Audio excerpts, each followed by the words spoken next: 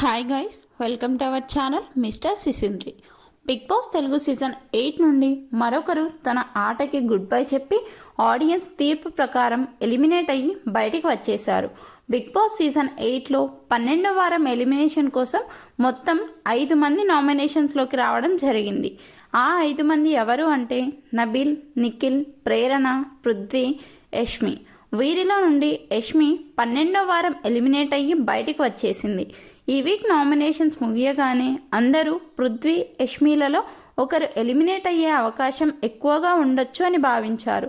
అనుకున్నట్లే చివరికి యష్మి ఎలిమినేట్ అయ్యి బయటికి వచ్చేసింది. ఇక యష్మి ఎలిమినేట్కి అతి ముఖ్యమైన కారణం తన మాట ప్రవర్తన అని చెప్పాలి.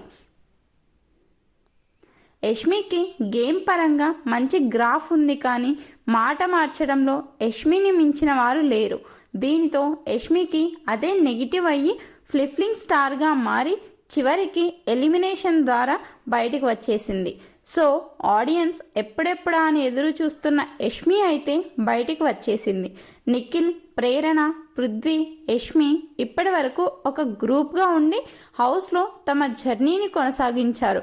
కానీ వారి గ్రూప్లో ఒకరు ఈ వీక్లో బయటికి వచ్చేశారు. అయితే యష్మి ఎలిమినేషన్కి ముఖ్యమైన కారణం నిఖిల్. యష్మి మధ్య నడిచిన ట్రాక్ ద్వారా ఇద్దరికీ నెగిటివ్ అయ్యింది.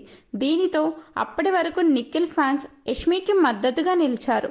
కానీ నిఖిల్ ఆటపై యష్మి ప్రభావం ఉండకూడదు అని భావించి ఇక యష్మికి గుడ్ బై చెప్పేశారు. ఏదేమైనా ఈ సీజన్లో కంటెంట్ ఇచ్చే మంచి ప్లేయర్ ఎలిమినేట్ అయ్యి బయటికి వచ్చేసింది అని చెప్పవచ్చు. యష్మి ఎలిమినేషన్పై మీ అభిప్రాయాన్ని కామెంట్స్ రూపంలో తెలపండి.